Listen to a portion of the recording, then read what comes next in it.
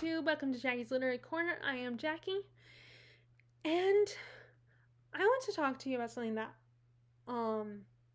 about required reading in school. So I recently watched this morning. I watched Olive from Book Olive do one of her long-term goals, not just for this year, but for however long. And she had mentioned a book that she mentioned wanting to read books that she previously read for school and that she didn't like, and see if she might have changed her mind about them, because of course our taste and change, and as we mature we understand things very differently. So we will feel there are a lot of books that we read when we were younger that we might as adults feel very differently about.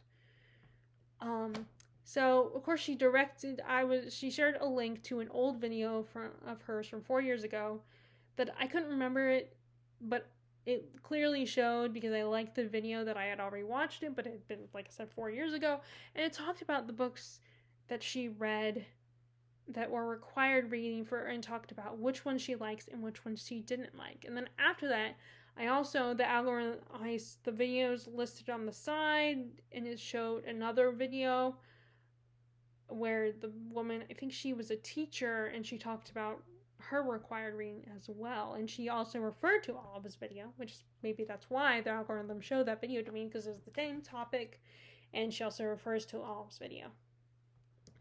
So I don't know if I've ever done this before. I can't remember. I know I've thought about it, but I don't know if I've actually filmed this kind of video where I wanted to tell you about the books that I was required to read in middle school and high school. And I did mention some elementary books I read in elementary school.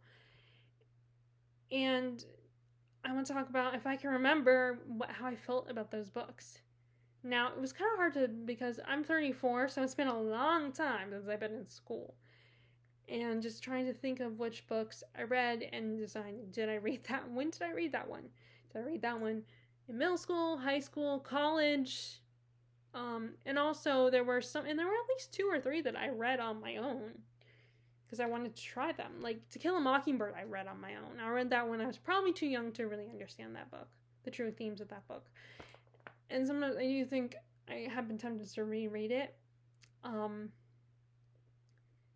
And I understand its themes, but it's like I've heard like Olive said she felt like it was too immature for her. Like, it is in the perspective of the author when she's a little girl. Like, so it's a very young-minded story, and it might be good for younger readers to introduce the topic of racism. But maybe, sometimes as an adult you might not appreciate, you'll appreciate the themes it explores, but you might not appreciate the execution. Like I said, I'm 34, so I mean, I might reread it one day. So when I'm older, because like I said, I read it when I was like 10, I think. So I was really young when I read it, and I barely remember it. The only reason why I remember anything about it is because you hear about it all the time. But so I'm going to list all the books that were required reading for me and just see what feelings I can remember, if I can remember how I felt about it.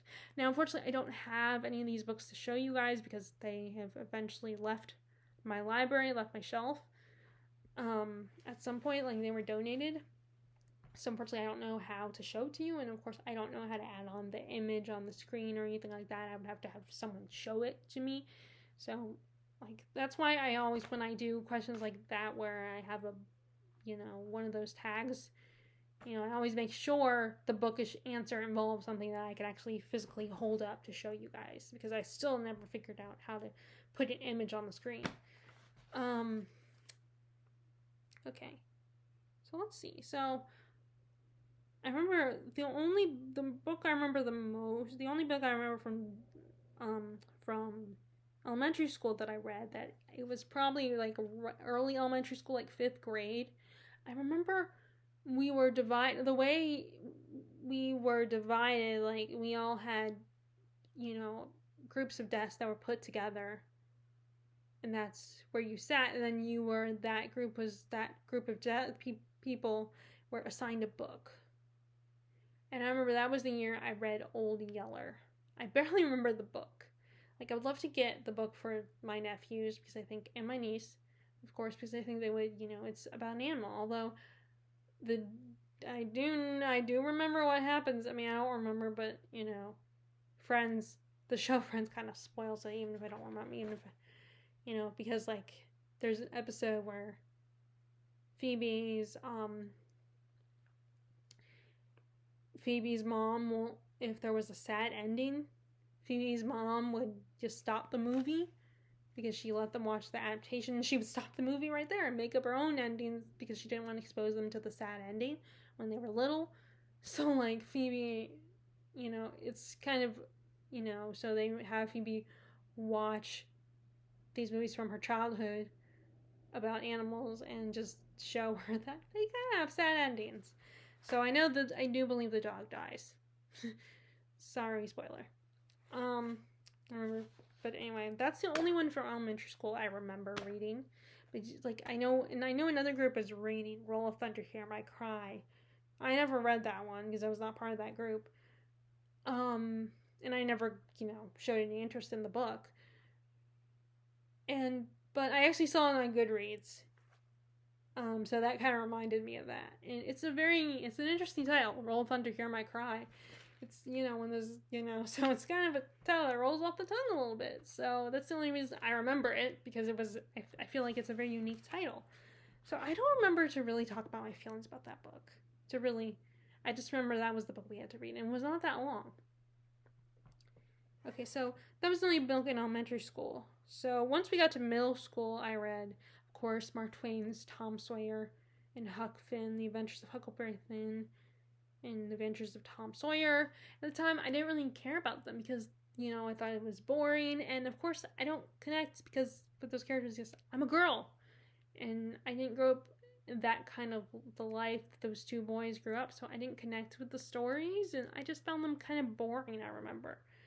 I have thought about, because I've seen Mark Twain at the library, his works at the library. So I've thought about it when I feel, I start going to the library, which I don't know when that will happen, because I attempted it a couple months ago, and then I was just already feeling anxiety because, I have all my own books to read, but I have to get these 3 library books read so I can, and I end up DNFing one of them.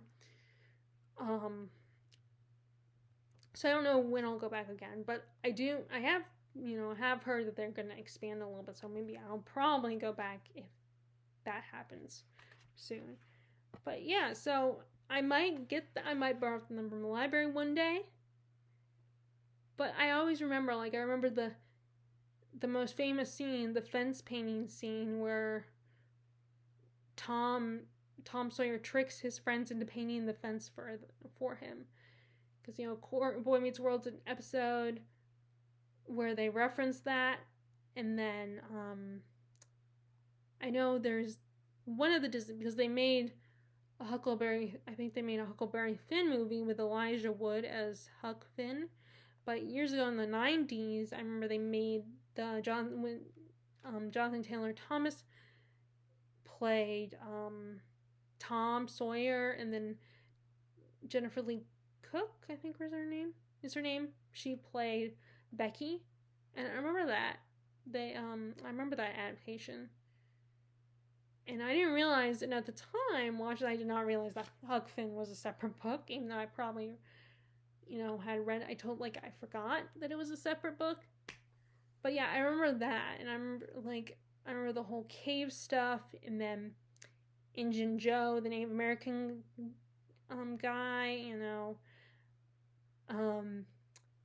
I remember that because of that movie. Some classics, sometimes there was a time when I remember adaptations better than books, or I would get to the adaptation first before I ever read the book.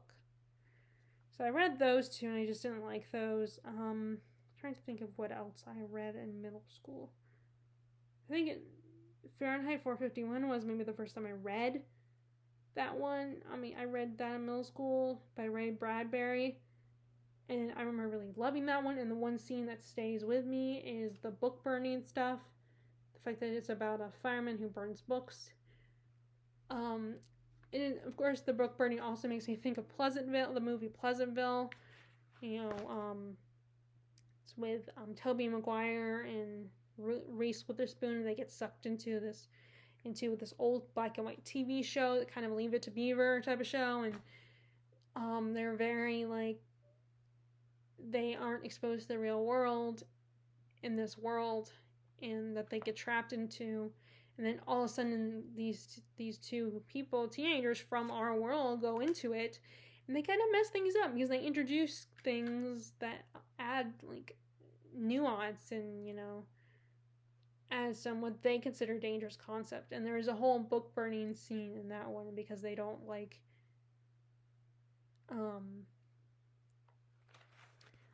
how it changes things and takes away the pleasantness of their town by giving them books.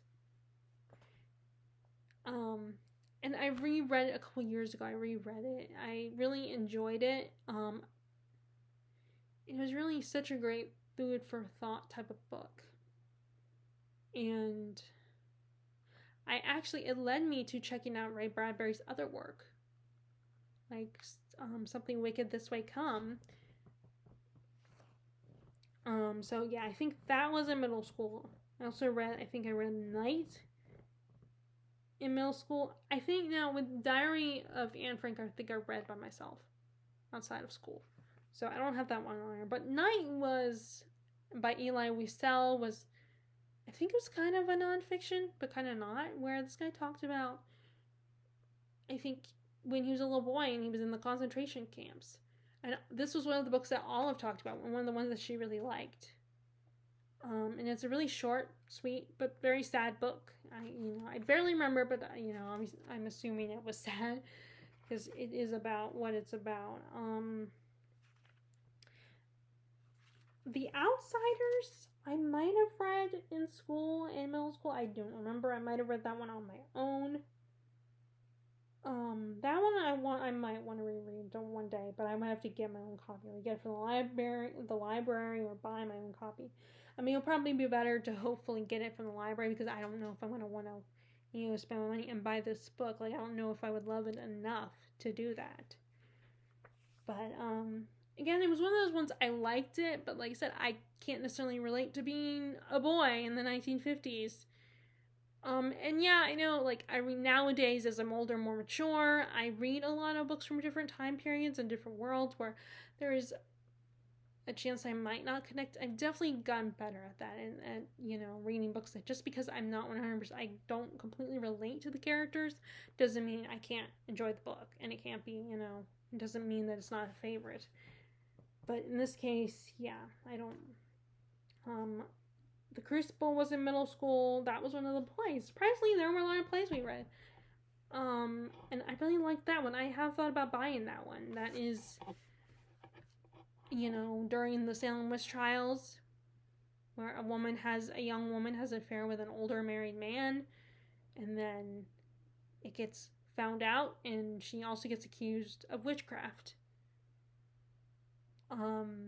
And it also is kind of a commentary, I think, on communism at the time. That's what Arthur Miller was writing, but using the whole Salem witch trials. And I remember really enjoying that thing. And then we have Brave New World. I remember reading that was one of our summer reads. I think one of the books we had to read before school started. And I don't know if that was middle school or high school. That was probably closer to high school, probably. And I can't remember how I felt about it back then. But I know when I attempted to read it a couple years ago, I didn't like it as much. It's kind of a little boring, unfortunately. Like, I'm very picky with my dystopian books. Like, not all of them are going to appeal to me. But yeah, so Brave New World, I remember reading that one, and I tried to read it again recently, did not go well. The Giver, I think I read this for school. I remember I read The Giver one of the sequels, Gathering Blue. I read that one outside of school, actually. But I was and one of the things I wish I pursued more than once, like did it another year, is there was this book club, this like, it wasn't exactly, it was a book camp where we would go to this library and all meet together, and we were given a choice of which books we wanted to read, and then whoever else picked that book, we would all gather together and discuss it, and then in the best way we knew how at that age, and then whichever we got to pick, by the end of those weeks at that camp, we had to pick our favorite one, and I remember buying Dancing on the Edge was one of the ones I picked. And I think Margaret Haddock's book, The Imposters, was when I read that, but I also had read Gathering Blue, which was the sequel to The Giver during that time. And I remember that was so much fun. Like, I hope the boys discover something like that, like their library is something like that, because I remember really enjoying that and wish I had done it another year, because it was just so much fun. But I think that's when I read, so yeah, that's when the sequel to The Giver. Now, I don't remember when I read The Giver. I remember I read The Giver, but I don't know if I read outside of, school, or if I read it for school. But I remember liking it, although I didn't remember enough to really know if the adaptation was a good adaptation at the time. I'm assuming it was, but I mean, I don't remember hearing a lot of complaints about it, but maybe people, did. But anyway, so I don't remember what my, I also read Of Mice and Men in middle school, which I really enjoyed that. That's a sad book, although I'm not someone who cries in books. So it is a book that it's said to make you cry, but I don't cry in books. Like, if I saw an adaptation, the Gary Sinise adaptation again, I probably would cry in the book. But yeah, I remember that, and I recently, a couple years ago, I reread it, and I still liked it, and I still thought it was good. I kind of, so far I've liked Steinbeck's, his biggest novels like East of Eden. Like, I've tried his other work, like Canary Row, and I just wasn't feeling it. But yeah, I remember liking Of Mice and Men. That was the one I read in middle school. All Quiet on the Western Front was early high school, I think. It's a World War I movie. And which, funnily enough, years later, that my dad bought the DVD for me. I don't know if we still have it, and maybe I put it downstairs, or if I got rid of it. But I maybe only watched it like once. But it's funny that my dad bought it. But I think he bought it because he remembered me reading that, because I would talk to him a lot about that book. I barely remember it though. I mean, at the time, I just wasn't into World War books. I've since, changed my mind about it, and I do like some war books. And maybe I would write maybe I would like it now if I reread it. Again, another one that I wouldn't necessarily buy. I'm probably get it from the library. To borrow if I ever want to reread that. But I think I read that early high school. A Separate Peace. I'm trying to think. I don't remember if I read this in middle school. Or if I just read this on my own. That's one of the books I'm, like I said, not sure when I read that one. If I chose to read it on my own, or if I read it, or if I read it for school. I can't remember. So, and I did like it. I think it was really about another story about two boys who are friends. And they have a very interesting friendship. Like, there's almost a jealousy from one of them. And it's one of those books where things might have gone a little too far, and that caused some hurt. So it's definitely a really interesting one. And, so you have A Raisin in the Sun is one of the plays, and I think I read that one early high school. And that one was pretty good. It's, and we ended up watching the adaptation. But but it's like a story about this black family who, I think they win, like they get a lot of money, they inherit a lot of money, and they decide they want to live in the upper, in this upper crust place, but the people's the whole community is full of a lot of people that are, white families who are not too happy about this black family, and so the real estate agent tries to talk them out of moving there, of choosing this place to live, of choosing to live in that part. It's a good play. I remember finding it really interesting and really good. The Glass Menagerie was another play I read in high school. I remember really liking that one. That was when we were able to watch the adaptation. I would love to reread that one again, because I remember that was a really good story. The Narrow Life of Frederick Douglass. I don't know if I read that in high school or middle school, but that's another one I would love to reread again, because I barely remember to really formulate my feelings. I just remember at the time probably not being too crazy about it, finding, and just reading it because I have to. Because I am one of those people who will actually read, do all the reading. I'm not someone who will just skip and not read the book, because I know there will be consequences later if I didn't.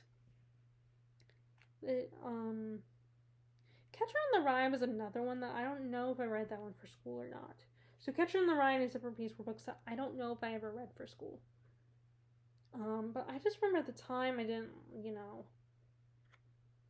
I wasn't too crazy about that book. I didn't hate it, but I didn't love it. And I didn't really connect with Holden. I still don't connect with Holden. I understand that he is someone who's going through some probably depression or something like that. And his story is sad, and I love his relationship with his sister, but I didn't connect with the story. And then we have Ethan Frome. Now, I don't remember if I read that in high school or if that was one of the many ones we read for college. I think I read in high school. That was my first Edith Wharton, and I loved her writing style. But it's a very sad story. It didn't turn out well. And then I also have the Metamorphosis on there. Metamorphosis by Kafka. And I remember not liking that one. I didn't like the main character. And I want to say I read that for college. That's why I didn't mention that, because I think I read it in college. I remember just not being annoyed with the main character and not really liking it. It's funny, and this is the book because, I get the title of this one mixed up with Ovid's Metamorphosis. But they're spelled differently, though. But it's kind of the same thing. Like, Metamorphosis by Kafka is about a guy transforming into something else. While Metamorphoses is also about transformation. But it's multiple stories of transformations, I think. And then I want to say The Tall Tale Heart was also in college. Oh, and I also read by the way, I want to reread The Tall Tale Heart. I have that collection of Edgar Allan Poe's works. I have that big leather-bound hardback from Barnes & Noble, but I also have those a copy of his works in a flexi-bound edition. So there are those ones in the Cask of Montedillo, which some of those ones are coming up in the collection, and I'm like, I want to read those, but I'm gonna wait until this autumn to read them.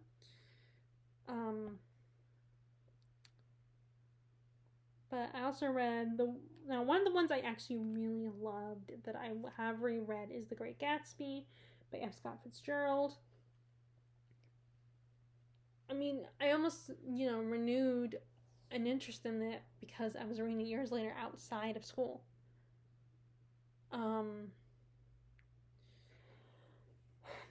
I really loved A Rose for Emily, which is a short story. Now, that was definitely in college.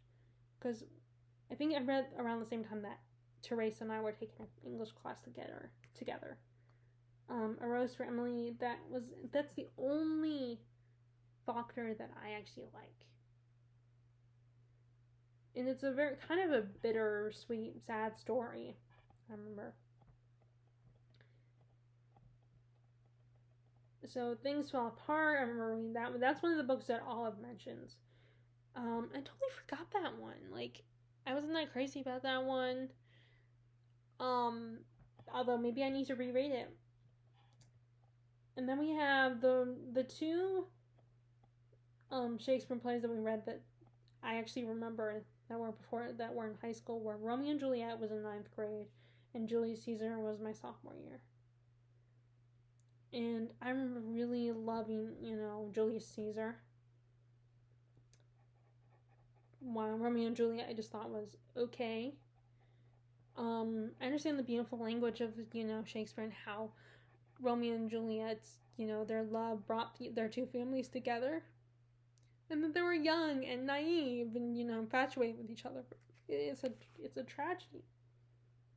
And Julius Caesar, of course, was about his last days before he was betrayed and stabbed 13 times.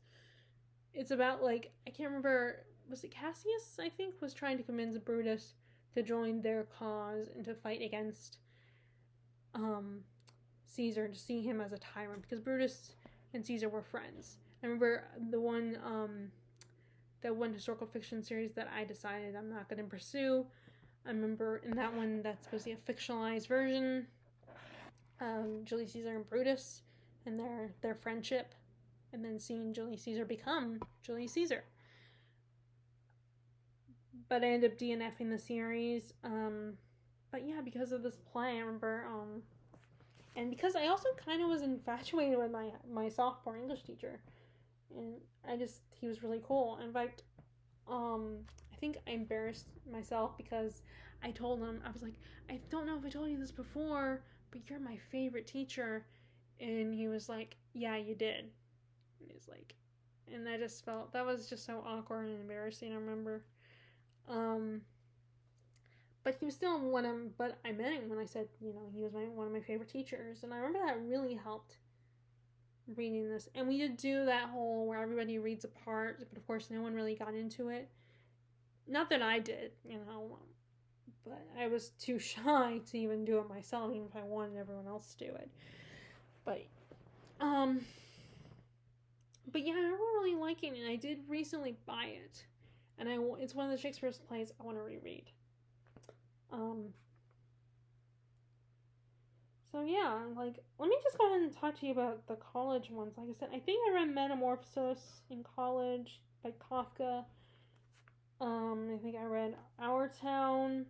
And Our Town, I think it was in high school when I read the play Our Town.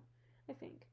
Maybe not. Actually, no, I think when we were reading an excerpt from that, where we were reading Our Town, I remember the building I remember reading in the building, the college, the campus that was in our town, where we didn't have to drive too far.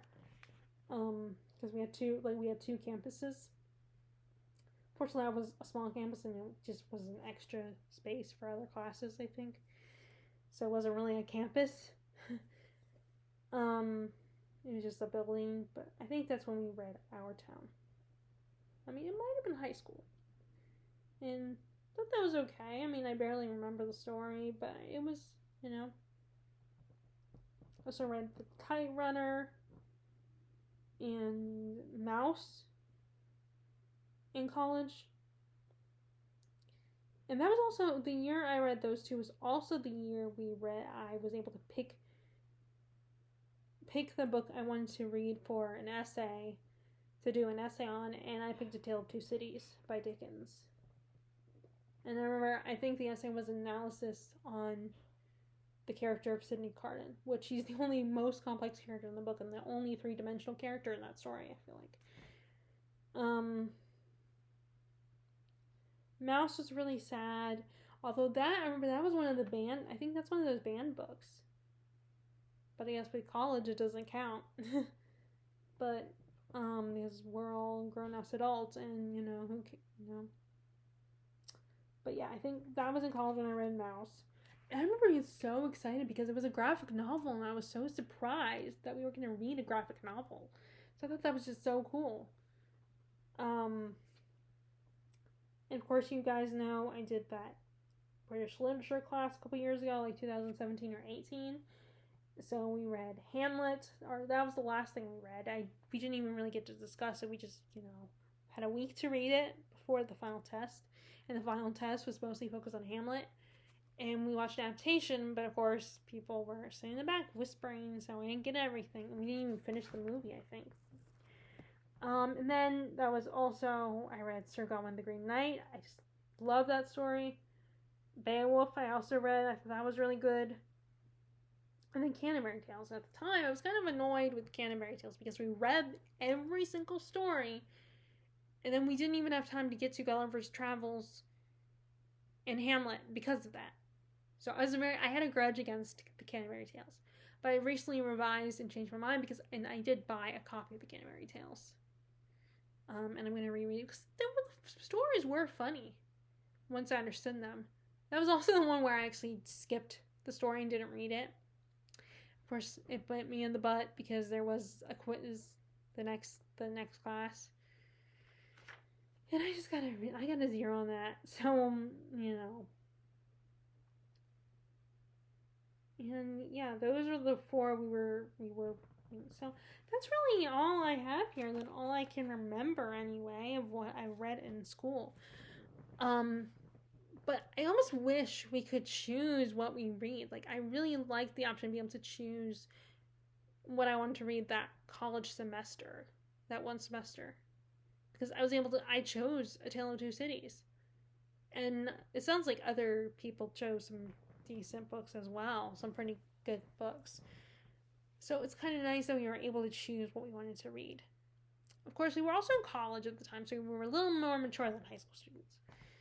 But yeah, I definitely think they need to spread their wings a little bit and pick other books to read for the the required readings at school. Because some of these are dated, which, although I know that I imagine it probably is hard to choose what books to read for school that you're gonna assign the kids. Because yeah, you want to pick a story that's not super long, that everybody can read and understand and get into. So yeah, I imagine it's a bit of a difficult process what you're gonna pick. And I understand that there's some books that just won't work because the length of the book. But I just but I also think when you're kind of susceptible to the idea of not liking a book that we are assigned to read, that we're required to read for school. Because, like I said, even though I love reading, I'm very passionate, like all these people on BookTube, I want to read what I wanted to read. I don't want to read the assigned books because it's assigned, like it's something we have to do, and it's a course for school, so it kind of taints a little bit. It makes us less inclined to get into it because it's like, why would I want to read something for school? Why would I want to read something that I have to study to death and find all the symbolism and theorize, discuss it with my peers and stuff? I feel like that's the problem of required reading for school is it's just automatically not a great situation because you're not going to like it. I think if there is a way to allow us to choose what we want to read, pick an option of a few books, and then people can choose from those, and make sure you have enough so there can be groups of people to talk about the book. But I understand it would also make it easier for the teacher if everybody reads the same book.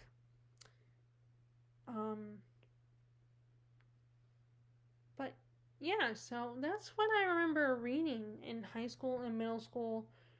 And then, like I said, I mentioned some of the books I read in college.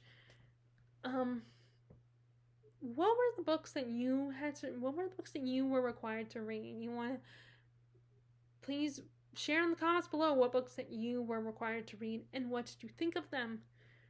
Do you like any of the books, even if they were required reading? Like, were there any of them, or were there ones that, as you've gotten older, even though you know like them back then, you read them now, and are there ones that you actually really enjoy now? Please let me know what those books are in the comments below.